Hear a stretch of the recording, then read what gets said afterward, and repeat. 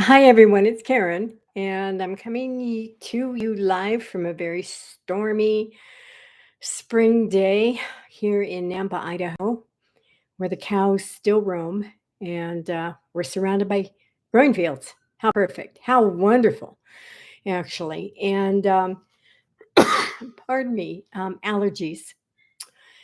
So, tonight's talk is going to be about our favorite wonderful state, fear. The two reasons behind fear. So, what happens is you have a desire, and that's given to you by God, God source, pure love. And you filter it through you. And during the filtration process, it will bring up a whole bunch of different things: absolute happiness, contentment, feelings of abundance, joy, passion, hopefully, passion.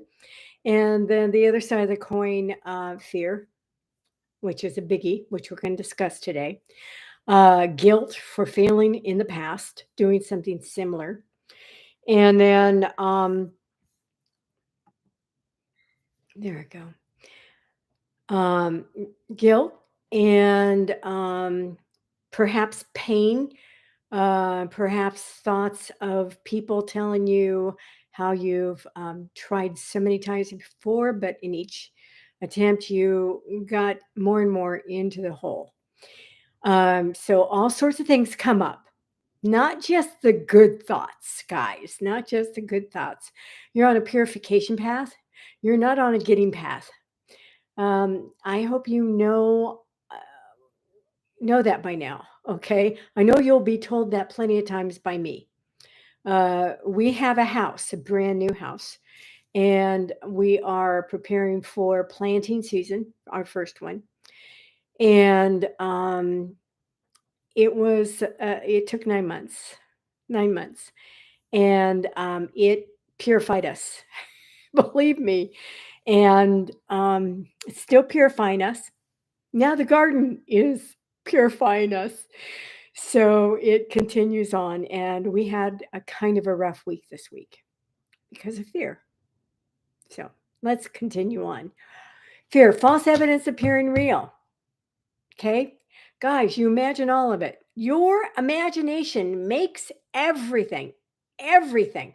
All the people, all the props, all the circumstances, the storm outside. I love it, by the way. Thunder, lightning, hail, floods, earthquakes, everything. Your imagination makes that come into your virtual 3D reality. I do not say that you create reality. God source is the only creator, and his reality is so far away from what we see as reality. It has no dissension, no fear, no pain, no lack. And if you can say honestly in front of me personally that you don't have any of that, then I tell you, you're a damn liar and you're blisnany and all sorts of nasty names. And then within 5 minutes, you'd be a blubbering idiot. Um, and you'd admit, yeah, you were just bullshitting. So um, that's why I don't say I create anything because I don't. I allow God source to come and present to me a manifested representation of all of my thoughts and feelings. Not just the good stuff, guys. Sorry, but not sorry because then you can see what's in there that you need to still let go of. That's all. You'll get a wonderful man. I had a wonderful man. Went down the list, 12 items, checked them all off. Check, check, check, check, check. But I wasn't I wasn't ready for what I said I wanted. And so what did I get? I got a guy who did that. He was my mirror. It was wonderful, painful. Oh my God. Oh my God. He enabled me to have what I want, and I have it now. Can never be taken away from me. Once you purify what you want and you receive it by allowing it to manifest and purifying it a little bit more, perhaps, guess what? You won't ever feel that that can be taken away from you because number one, it's a state. And number two, the form was perfect, but it can modify. I can get another man, whatever. In fact, it did get modified. It ended up being Janet Nevins. And she gave me the family that I was after. And I wanted a platonic, committed relationship. And he was very good looking. Okay, I'm into men, guys, and he was fine. He was very fine. Yes, but he couldn't keep a commitment if God Himself told him to. So anyway, going on, and it was the fear factor for him. Okay, so the two faces of fear. Let's call it that. One is from the ego. The ego will serve you up all kinds of fears. You better not do that, or else you're going to offend somebody. You'd better not tell that person your honest assessment as a coach because they may just bolt. They may leave your program. They may try to sue you. They may, and I'm pretty damn protected, by the way, from lawsuits. In fact, you wouldn't get a thing. So, um, the ego is a master of throwing fear in your face. And what you want to do with all of those little itsy bitsy fears is you want to just look at them and say,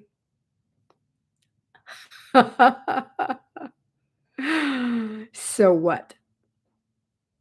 So what? So what if somebody gets upset with me? It happens daily, maybe twice a day.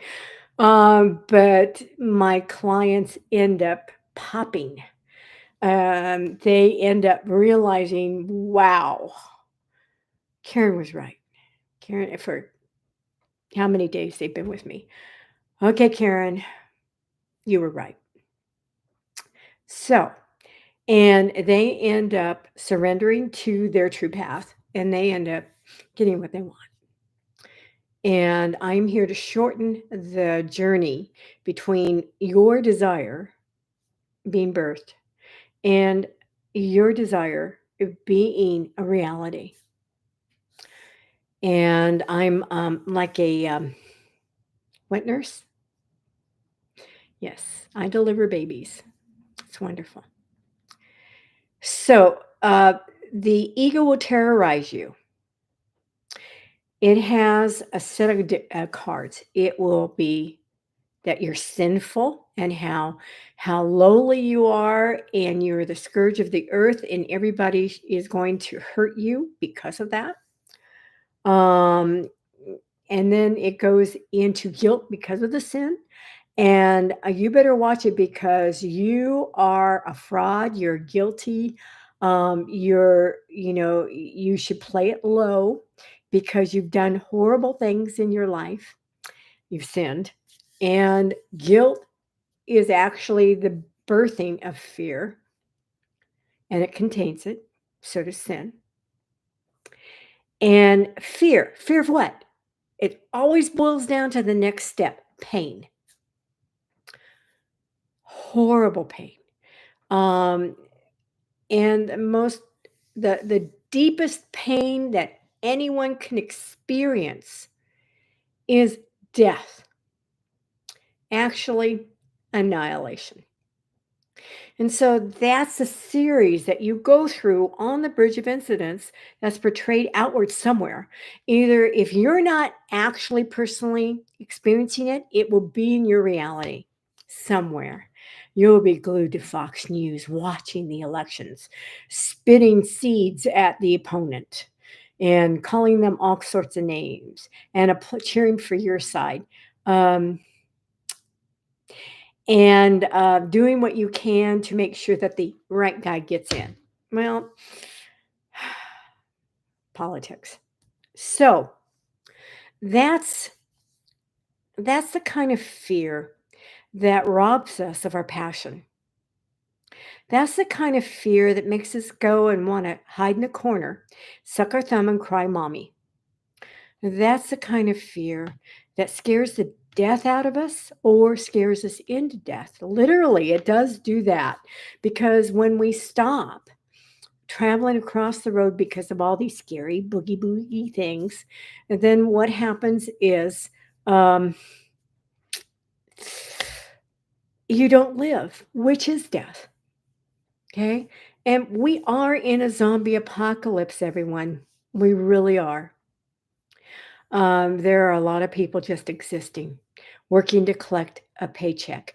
Married because of the children, married because of status, having a job just to get by, to pay the rent, um, just doing crossword puzzles all day because they don't have any friends, and or maybe because they're so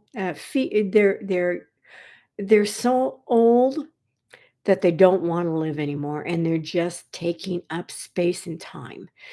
And I know a darling woman who is actually doing that. And you know what I do? I just love her. I I just love her so much. And whenever I visit her, I make sure she knows how special she is, and it lightens her day. And Janet and I both know her, and we call her Miss Virginia. And she's just a joy. I see the light in her beyond the taking up time. I know that she's in my life because she's a joy, and I am I just love her. I love a lot of people. So now let's go into the positive aspects of fear. I can. I batch can. I have four. Uh, I have 4 pressure canners that also water bath. I have probably 5 water bath devices separated, separate from those 4. Um, and I have maybe at the house 8 to 900 jars to be filled with food. My goal is a year plus supply of shelf stable food by September. And I started this last year, and it's looking pretty good. And I felt so confident. God, I'm acing this. Every jar seals. Food tastes absolutely wonderful. Okay, we're having fun eating from what we're cooking. Um, and all of a sudden, Janet comes in one day to the house and she says, "Gee, Karen, do you smell that funny smell?" And I said, "No, no, I don't." And I didn't. Well, we found the source of the smell, and it was 40 quart jars of canned rice that for some reason had gone bad. It's the same date. So that is quite a bit of money, quite a bit of effort, quite a bit of time, quite a bit of everything, and I was deflated. I really was. I failed. Now, what was the lesson? Don't get too cocky, Karen. You know, don't get too cocky, because when you do, you end up finding out you still have something to learn. Now, not only did I fail in canning in that way, I also took a risk that I shouldn't have. And I canned bananas. Um, and the whole lot's ruined. So again, that was discouraging this morning. No, last night. I found out last night. So again, follow the some of the guidelines, Karen, that you have forgotten about. And let's step back from canning arrogance and maybe listen to people who've been at it longer than you. So that's a good lesson for me. And I've only been at it since August. August. Some things I'm eating from August and delicious. I did a perfect job. So, then you will take a risk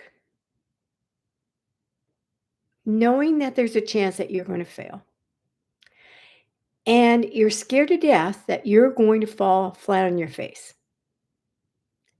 Guess what? You invest time, you invest money, you invest, hard work, effort, okay? You invest, going to every night to bed doing sats, and that's Neville Goddard's technique, um, and state akin to sleep, and I do not do it. I do a waking sats, and, that works for me, okay? When my head goes on the pillow, I sleep, okay? No, I don't revise my day. I allow it to be the way I imagined it so that I can get the messages my mind is sending to me. It's no, I don't change anything. I don't change anybody. I change me. Okay. That's the lesson in revision. And even Neville admitted to that later on in his teaching. Revise only self. And so my past is the way I imagined it, and I revise it every time I think of it, every time minutely, every time I tell it. And it gets better and juicier and more dramatic, or else more loving, more kind, more wonderful, more funny. Um, and I want you to know that your imaginations are imagined in the moment and now.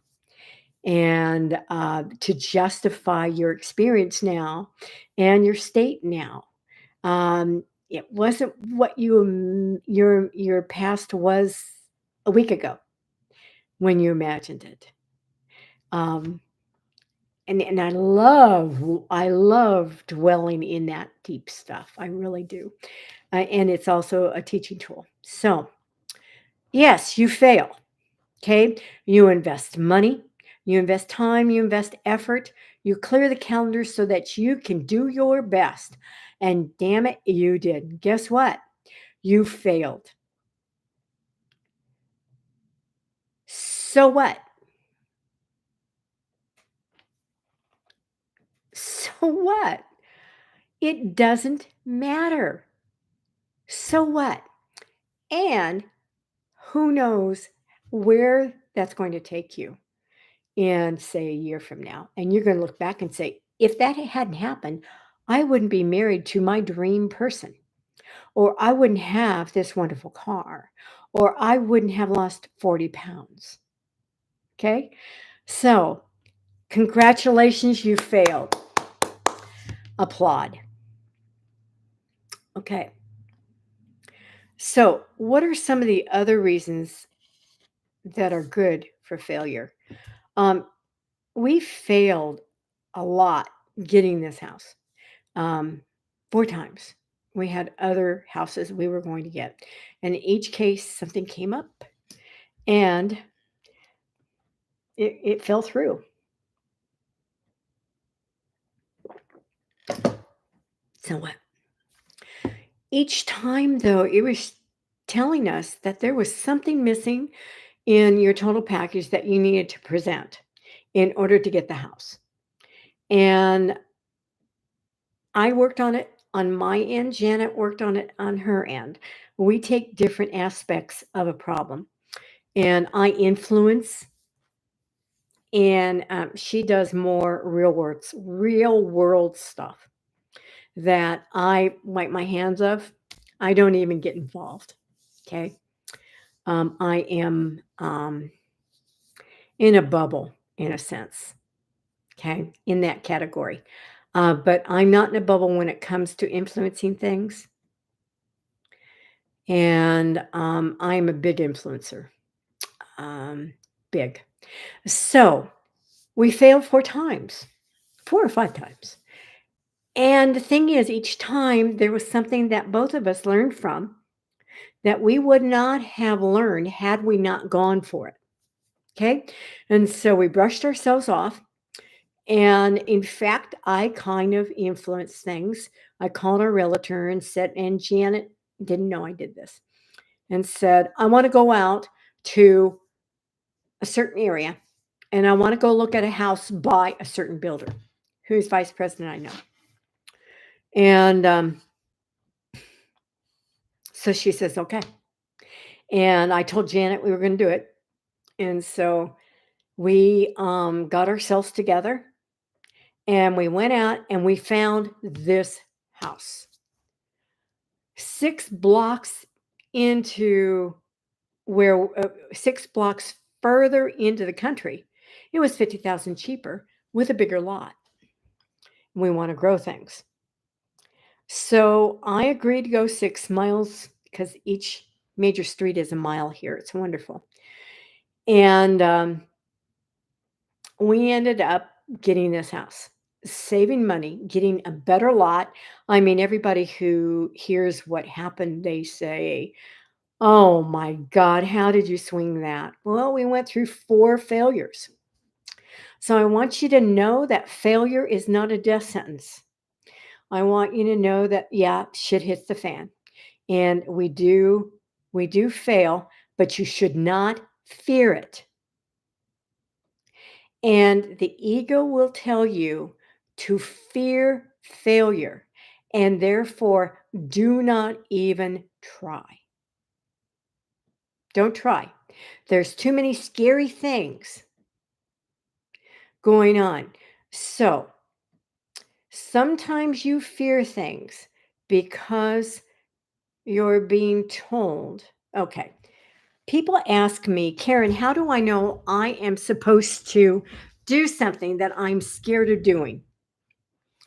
And the answer is, what's the biggest thing that could happen wrong if you did what you said you wanted to do? And I said, think of that. Really think about it. Imagine it happening. And then just simply say, so what? I like saying that a lot. If the biggest thing that happened is I can't, with the fear that I might fail. So everything goes bonkers. I faced that this week twice. Did I survive? Yes. And no one ate the food that was going to be bad, that turned bad. And so we were protected. We were protected. You end up being taken from fear so often when you just simply trust in God. And the reason why it's good to fear is for you to really take a look. Okay, what is it I'm scared of? If that would happen, would I survive? Would my loved ones survive? Okay. Thank you for the message you gave me so that I could take a look at it. And I am deciding that I'm going to go for it. I'm going to can, whatever. In my case, I'm going to can up some potatoes tonight. I'm not stopping. Okay. So the fear of failure, the fear of something going wrong, the fear of death can be there for you to just take a look. Are you willing to pay the price? And if you are, then go for it. If you are not, then you'd better take it down a couple of notches and maybe incrementally, maybe in my case, learn dehydrating and then vacuum sealing and then go into canning.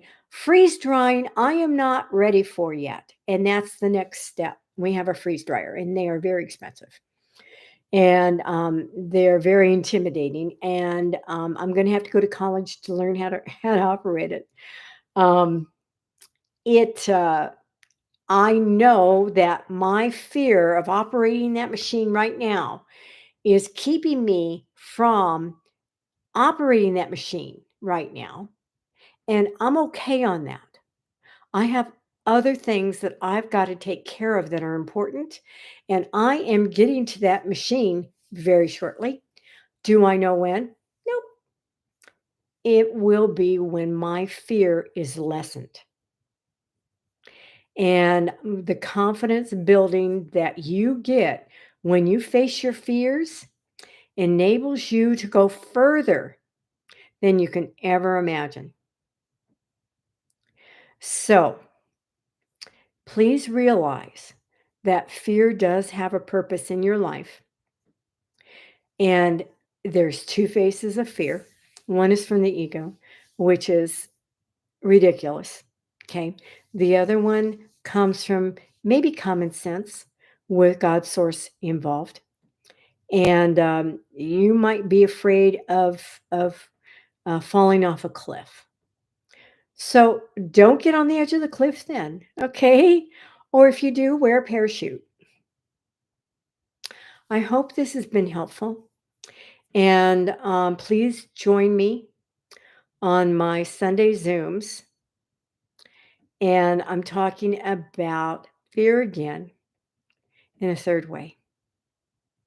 I'm talking about the fear of success. And boy, does that run us. If you want to know why you don't get what you want, it's that. Okay. It's going to be presented um, on Zoom. It's $30 for 90 minutes, which includes the recording. And it's going to be pretty powerful. So contact me via Facebook Messenger to sign up for it. And I'm happy to accept your $30 and give you a seat at the table. And to get the full effect, I want you to attend. I don't want you just, oh, I'll get the recording later. I want you to show up. Okay. Get involved in life. That's when the fear really comes up. And if anyone tells me, oh, I don't have any fear, it's because they're not living life. It's really easy sitting around doing nothing except a crossword puzzle and not being scared. Okay. But that's not life. Thank you for watching this. And I will be doing another live at 5 on Friday. And then my Zoom is on Sunday. Be well and go out there and take a risk.